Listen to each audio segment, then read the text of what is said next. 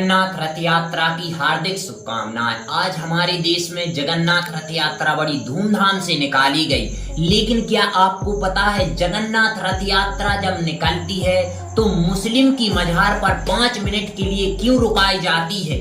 जगन्नाथ मंदिर में मुस्लिम को जाना वर्जित है, मुस्लिम अंदर नहीं जा सकता, लेकिन मुस्लिम की मजार पर भगवान जगन्नाथ की रथ यात्रा क्यों रुकती है? यह उस समय की घटना है जब हमारे देश में मुस्लिम मुगलों का शासन था और मुस्लिम शासक में एक सेनापति साल्वेग नाम का था।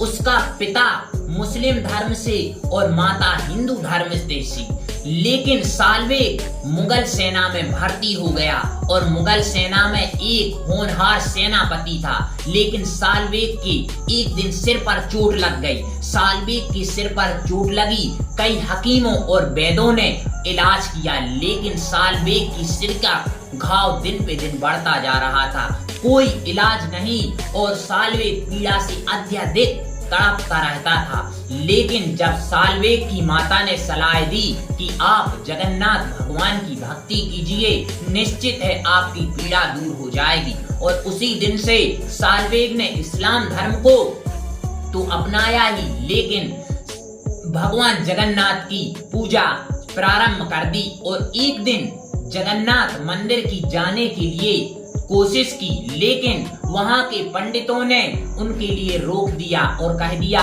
यहाँ गैर मुस्लिम आना वर्जित है। लेकिन एक दिन जब जगन्नाथ भगवान साल्वेग की सपने में आए और सिर पर भभूति लगाई तो साल्वेग की अचानक नींद खुली और देखा कि उनका घाव मिट गया। फिर साल्वेग ने ठान लिया कि हम मंदिर के अंदर जाएंगे क्योंकि हम भी जगन्नाथ भगवान के भक्त हैं।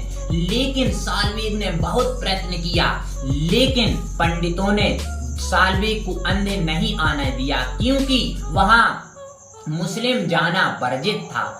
लेकिन साल्वेग दिन और रात भक्ति करता रहा जय जगन्नाथ की, और एक दिन साल्वेग की मृत्यु हो गई। और जब अगले वर्ष जगन्नाथ भगवान की रथ यात्रा निकाली तो साल्वेग की जहां मजार थी वहां रथ आगे नहीं बढ़ रहा था। तभी आकाशवाणी हुई कि साल्वेग की हर वर्ष यहाँ 2 मिनट के लिए 5 मिनट के लिए रथ रोका जाए क्योंकि यह हमारा अति प्रिय भक्त है।